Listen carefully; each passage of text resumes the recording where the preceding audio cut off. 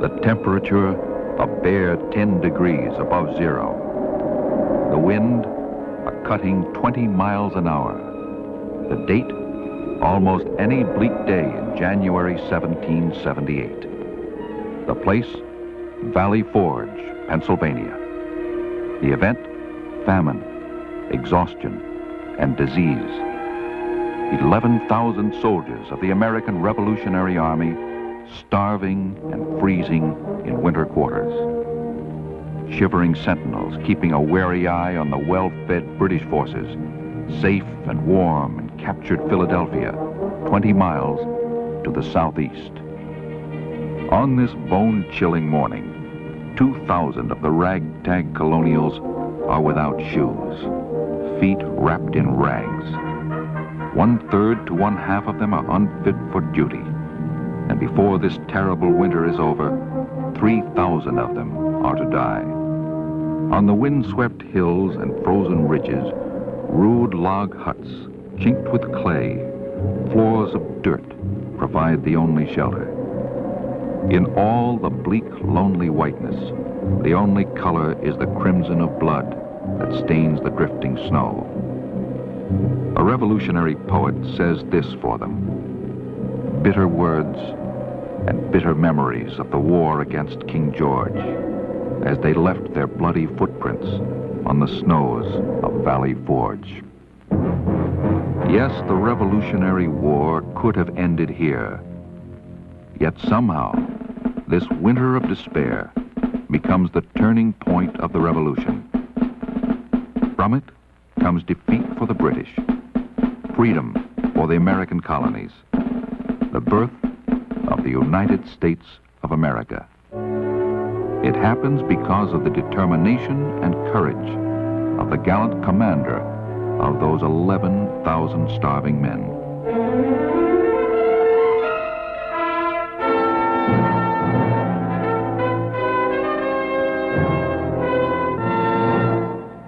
What is he like? What gives him the ability to rise above defeat and disaster? Let's go back in time and find out about his preparation for destiny. The son of a well-to-do Virginia planter, he is born on February 22nd, 1732, on a low bluff just above picturesque Pope's Creek, where it enters the Potomac River in Westmoreland County. The original brick house is long gone, but on the approximate site is a memorial mansion representing a typical plantation house of the early 18th century. For 3 years on Pope's Creek Plantation, young George plays with his toys and pets, watches the colts frisking in the lush pastures, toddles along the shore of the shallow cove that partly borders the gardens and rich fields of tobacco and corn. Then George's father, Augustine, takes his family 50 miles up the Potomac River to one of his other properties, Little Hunting Creek Plantation, later to become George Washington's own famous mansion, Mount Vernon. It is believed, however, that at that time only a small portion of the current house was in existence. Here George rides his first horses over Virginia's tidewater lands, his reddish-brown hair streaming in the breeze. He watches busy barges moving along the broad highway of the Potomac, sees tobacco for England being loaded at the wharf, learns to swim and fish. But when he is not quite 7 years old, he moves again to another family property. Some historians believe that on this very site was beautiful Ferry Farm, now vanished with the years, overlooking the bustling village of Fredericksburg. On the family's little red ferry, George crosses the narrow Rappahannock River for private tutoring, or possibly schooling, by a local clergyman in Fredericksburg. At least these are some of the theories about his education. It is certain that he learns reading, writing, mathematics, composition, and perhaps a bit of Latin. About average for a young man of his age and station. But his real education and development comes from books and the active outdoors life of farm and plantation, riding, shooting, swimming, and fishing. Then his father dies, leaving the 11-year-old boy Ferry Farm in crust with his mother until he is 21. George spends much of the next several years visiting the plantations of his older half-brothers, Augustine and Lawrence. With Lawrence at Little Hunting Creek, he becomes an expert horseman and learns to fence. At Pope's Creek with Augustine, he helps supervise the field hands, learns about tobacco and stock raising, and sails on the tranquil creek and on the Potomac. One story has it that at Ferry Farm, when he is about 14, he finds something that deeply affects his future. In a storage shed, he spies an old tripod and compass that belonged to his father. Young George gets instruction from county surveyors and soon is doing his own surveying on family lands. Then Lord Fairfax allows 16-year-old George to be an assistant on a difficult trip to survey some of the British nobleman's 5 million unexplored acres beyond the craggy Blue Ridge Mountains into the lonely wooded hills of the valley of the Shenandoah.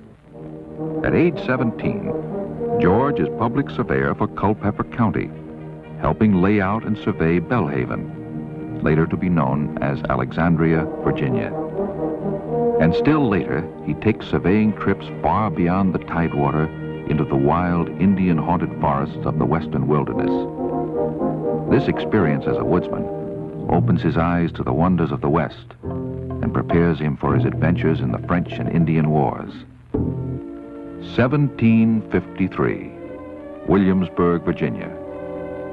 Governor Dinwiddie sends Washington, now a 21-year-old major in the militia, 500 miles through largely uncharted wilderness to warn the French to stop building forts south of Lake Erie, in Ohio country, claimed by the colony of Virginia. The French, of course, reject the order. In the dead of winter, partly on foot, Washington returns to Williamsburg, narrowly escaping death from Indians and drowning. Washington makes a reputation with his widely discussed report on French aims, Indian allies, and fortifications. From it, it is clear there will be war, bloodshed and burning on the border. A year later, after recruiting at his headquarters at Gadsby's Tavern in Alexandria, the seasoned six-footer, now a lieutenant colonel of the Virginia Regiment, leads a small force to protect the construction of a British fort on the Ohio. Winning a skirmish against the French and Indians, Washington and his troops fire some of the earliest shots of the French and Indian War. But later, Washington is driven back by the French to his rough log stockade called Fort Necessity. Flooded, short of ammunition, his small force decimated and outnumbered, Washington, who has fought gallantly against great odds, is forced to surrender and leave with honor. In 1755, when he is 23, Washington comes to Carlisle House in Alexandria, headquarters for British Major General Edward Braddock. And in this very room is invited to join Braddock in the disastrous campaign to force the French from the Ohio. Despite Washington's warnings, Braddock foolishly chooses to battle in lines in the open. The French and Indians, on the other hand, fight from the cover of the forest, wilderness style. Result, the confused English redcoats are routed and slaughtered. Brave Braddock has 5 horses shot from under him, falls fatally wounded. Ever at Braddock's side, attempting to rally the forces, Washington miraculously escapes injury, although 2 horses are shot from under him, and bullets riddle his hat and uniform. Back home, at only 24, he is promoted to colonel of the 1st Virginia Regiment, commander of all the colony's troops, defending a 400-mile bloody border. Short of soldiers and supplies, he becomes an experienced commander and frontier fighter, effective training for the Revolutionary War 2 decades ahead. Think of George Washington, and we invariably think of Mount Vernon, his elegant mansion on a tree-crowned bluff, overlooking the broad Potomac. In effect, he inherits the estate from Brother Lawrence, who dies when Washington is 20. At first, he rents it from Lawrence's widow, until 9 years later when he takes full title at her death. As we move today over the picturesque grounds and through the beautiful rooms of the house he loved so well, we must remember that we see it as it finally was when he died at century's end. But this is a convenient time to appreciate Mount Vernon, even though we do not follow chronologically the many individual additions and changes in a 47-year period. For example, one addition, the graceful high-column piazza, one of the more striking features, which runs the entire length of the mansion. Some lovely ladies play an important part in Mount Vernon. One is the attractive widow, Martha Dandridge Custis, whom George, at 27, marries. The others are the patriotic women of the Mount Vernon Ladies Association of the Union, a nonprofit organization which for more than 100 years has carefully restored and maintained the mansion as a national shrine open to the public. This is the map Washington draws of the 5 farms totaling 8,000 acres that eventually make up the Mount Vernon estate. From the office in the library, he directs the complex management of the plantation, posts accounts, and maintains his papers and books. On horseback each day, rain or shine, he rides out to supervise, inspect, and plan. A progressive farmer, he is concerned with crop rotation, ornamented shrubs, the condition of his orchards, the harvests of corn and wheat, horse breeding, the herrings that his fishermen bring from the Potomac. His grist mill, from which high-grade flour is shipped to England and the West Indies, is a profitable enterprise. Washington, who admires stately trees and all growing things, builds this handsome garden and greenhouse. The social and recreational life is a busy one, too. An outstanding horseman, he loves to ride to hounds. He enjoys playing cards and billiards, takes pleasure in music, dancing, and theatricals, often attending balls and plays in Williamsburg and Alexandria. Guests and hospitality are an important thing at Mount Vernon. A busy place is the kitchen in a separate building, where hams and suckling pigs are roasted over a spit in the huge fireplace. Food is brought to the pantry in the main house, and then to the family dining room. For large numbers of visitors, the banquet room is used. Guests are impressed with the lovely Palladian windows and handsome mirrors. 200 years have done little to dim the beauty of the West Parlor, one of the finest surviving examples of colonial Virginia interiors. Washington is an active churchman all his life, a vestryman at the Church of the Woods in nearby Alexandria, and at the Church of the Falls about 15 miles to the northwest. He helps direct the construction of Pohick Church, the parish church of Mount Vernon, and is a trustee for many years. He is also a trustee of Alexandria, a director of its bank, a justice of the peace, first master of the Alexandria Masonic Lodge, and one of the founders of the Friendship Fire Company, for which he buys the first fire engine and pumper. He is elected and re-elected to the Virginia House of Burgesses in Williamsburg, the legislature of the colony, the first time when he is 26. His understanding of government grows in pace with his reputation as a clear, dependable, courageous thinker. And all the while, as a respected and experienced veteran of French and Indian wars, and a colonel in the 1st Virginia Regiment, he maintains a leading place in the colony's military establishment. Washington's wide range of actions in military and civic affairs begin to find recognition beyond the borders of the colony of Virginia, leading him inevitably to the national destiny for which fate seemingly has prepared him so well.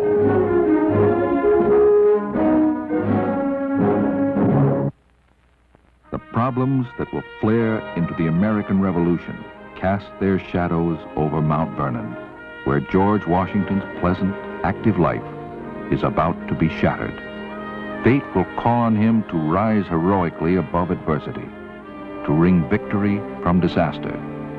The victory that will make possible a new nation. His initial training under fire in the French and Indian Wars and the grim heroism at Valley Forge, though separated by 2 decades, are linked by the chain of destiny. George Washington's crucial role in the Revolution is characterized by the solemn words of fiery patriot Thomas Paine. These are the times that try men's souls. Perhaps the die is cast for him in the shadow of the church in the woods in Alexandria one Sunday in 1774, when Washington announces to fellow Virginians that he is ready to withdraw his allegiance from George III and fight for the independence of the 13 colonies. Washington is just 43 when he is selected by the Second Continental Congress as the Commander-in-Chief of the military forces. As a frontier colonel, he realizes he knows little of the problems of high command. But what he lacks in experience, he makes up in determination and courage. He takes command of the untrained motley army in July 1775 at Cambridge, near the British-held city of Boston. A stern disciplinarian, Washington will not tolerate a rabble in arms, deals firmly with offenders, and brings some order out of chaos. As the Declaration of Independence is being approved by the Second Continental Congress, Washington begins 8.5 long years of badgering a slow and confused Congress for money, men, and material. While recruitment posters go up throughout the colonies, he wins the first round from the British by daringly fortifying the heights around Boston and forcing the enemy to evacuate. But his fortunes quickly turn. Almost trapped in New York by General Howe's vastly superior forces, Washington hastily retreats at the last minute. It is a dark period as the commander, pursued by the British, leads his ill-equipped army across New Jersey into Pennsylvania. The British believe Washington is just about finished. Then, with all odds against him, he courageously turns and strikes, leading 2,400 troops across the ice-choked Delaware River. On Christmas night 1776, Washington catches the British mercenaries, the Hessians, napping at Trenton. The Hessian commander is killed. 1,000 prisoners and supplies fall to Washington. But without funds and enough food, ammunition, and troops, he cannot capitalize on his success. The revolution becomes a conflict of endurance. Who will hold out longest? The well-supplied, tough, experienced British, or the hungry, ill-clothed Continental forces? Washington is hounded throughout the Revolution by a question. How can he hold together his tottering, unpaid troops? That question pounds in Washington's mind in December 1777 as his 11,000 exhausted, starving, shivering troops march toward winter encampment. The British are safe, warm, and reasonably well-fed in captured Philadelphia. Washington, who has lost 2,000 men in recent battles, now must find winter quarters close enough to keep an eye on the enemy. Selected is windswept Valley Forge, 20 miles northwest of Philadelphia. Feet in rags, blood staining the snow, the unpaid, gaunt Continentals trudge wearily up Gulf Road. Sharing his troops' hardships, Washington pitches his tent on this very spot on a bitter cold December 19th, remaining here until Christmas Eve, directing the hungry, freezing army's work to cut trees and build almost 1,000 crude log huts chinked with twigs and clay. The starving soldiers drink melted ice, eat fire cakes of coarse flour as they shiver on the wooden bunks and dirt floors. The general officers find shelter in nearby farmhouses. The other officers have rude huts little better than their men. With most of his troops under cover, Washington moves his headquarters to a small stone farmhouse and turns his full administrative attention to the tremendous task of keeping the army alive and fed in the bitter cold. From this office and dining room, he sends a stream of letters to a haggling Congress, begging for supplies and replacements. In the adjoining room, he meets with his generals on the tactical problems of how to protect Valley Forge in case of British attack. General Knox wheels his artillery into place, ready to move it on a moment's notice to any of the forts being built. Fort Greene and Fort Muhlenberg, which control the route from Philadelphia. Fort Starr Redoubt, commanding the Schuylkill River. Fort Huntington, guarding the north. And Fort Washington, overlooking the valley of Chester County. Observation posts are set up in the high trees of Mount Joy to warn of possible British attack. As it turns out, there are no battles here, unless it is the battle of the spirit for survival. As the bleak winter moves on, supplies fail to arrive. Valley Forge becomes an incredible saga of physical suffering and heroism. 2,000 men are without shoes on the frozen ridges and streams. From 1/4 to 1/2 of them are unfit for duty on almost any single day. The small, dreadfully overcrowded hospitals cannot begin to care for the diseased and dying. 3,000 soldiers find eternal rest under the snowy mantles at Valley Forge and in that general area of Pennsylvania. In February arrives Baron von Steuben, a tough Prussian drill master who strides the Grand Parade grounds 12 hours a day, slowly changing the ragged troops into an efficient fighting machine. And finally, spring arrives. The Schuylkill runs thick with shad, and at long last, the soldiers eat their fill. And in May 1778, news comes to Washington of the alliance with the French, which especially gladdens the heart of the Marquis de Lafayette, one of Washington's able generals. Rejoicing troops review smartly before their commander on the Grand Parade, ready to pursue the British. The enemy had waited in vain for the American army to starve and collapse. Instead, the Continentals march out of winter encampment a determined fighting force. The war itself could have ended here at Valley Forge, and with it, independence of the colonies. But Washington's courage and determination marked this turning point in the American Revolution. There are still bitter battles and extremely difficult times ahead. Washington is shocked and saddened by the treachery of one of his generals, Benedict Arnold, who plots with British Major Andre to betray the strategic West Point fortress to the enemy. In the face of adversities, Washington and his comrades in arms persevere. Eventual victory is assured in 1781, when French allies help Washington force a British surrender at Yorktown. Washington is deeply moved when he finally says farewell to his officers, and many weep openly. As he resigns his commission before the Continental Congress in Annapolis, he is still vigorous and lithe at age 50. Yet 8 years of terrible strain have left their mark. But he is happy at long last to come back to his beloved Mount Vernon as a gentleman farmer. The plantations are run down and desperately need close attention, but affairs of the new nation take up much of his time and thoughts. He views with dismay the chaotic political and financial conditions which threaten its very existence. He pens long letters to leaders everywhere urging an indissoluble union, and presses for an early constitutional convention at which he presides in 1787. Almost by his stature alone, he holds the convention together, forcing compromise of divergent views to achieve a strong government with power to tax. What follows is inevitable. Back from a morning ride over the plantation, he stands in the library at Mount Vernon to be advised formally that the electors have unanimously chosen him as first president of the United States.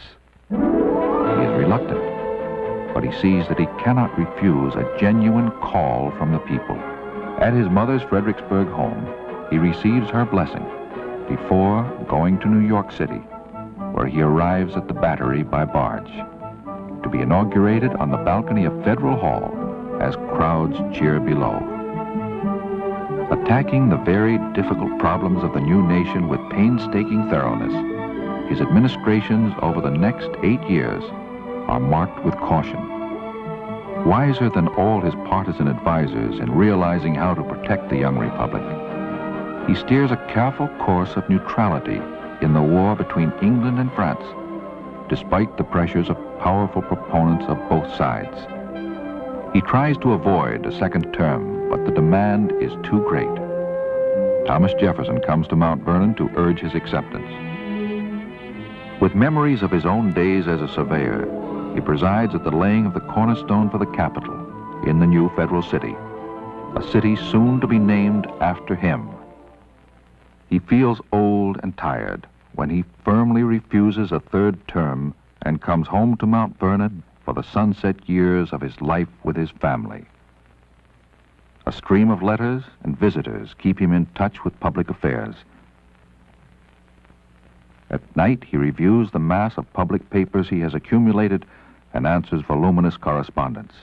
He inspects the farms and gives advice to the overseers, riding out almost every day, regardless of the weather.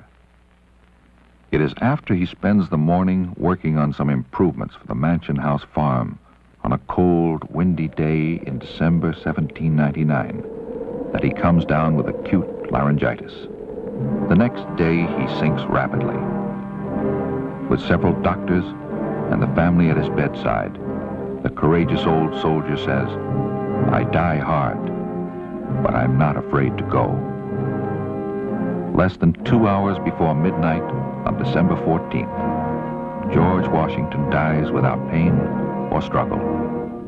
He is 67. The bell in the Presbyterian meeting house in Alexandria mournfully tolls continuously for 4 days. He is entombed in the simple family vault overlooking the Potomac until the instructions in his will for a new crypt can be carried out. But it is not until 1831 that surviving executors remove the bodies of General and Mrs. Washington to the stately tomb nearby, where they rest today. This soaring tower piercing the sky in the nation's capital is probably the best known of the many monuments honoring the memory of George Washington, marking the stature of a great man who played a leading role in the epoch-making events that shaped our young republic. In this same city stands the impressive George Washington Masonic National Memorial, housing many mementos of the War of Independence, reminding a grateful nation that this war might have been lost except for his steadfast leadership. A memorial chapel and bell tower at Valley Forge is a national shrine to the heroism of George Washington and his soldiers. This granite shaft stands at Washington's Virginia birthplace. From here he went, neither trained as a military tactician nor educated as a statesman, to do memorable things in the face of overwhelming odds. It is no wonder that a life such as this has resulted in myths, fables, and fantasies that have made him a superman. But he was instead a real man, a man of iron will, capable of anger and love, dedication and despair, disappointment and devotion. The mark of the man can be seen at Valley Forge. Despite seemingly insurmountable difficulties, he knew that somehow he must keep alive a starving army in the freezing, snowbound encampment to win a victory. The victory that led to the America of today. His courage, indeed, was the courage that made a nation.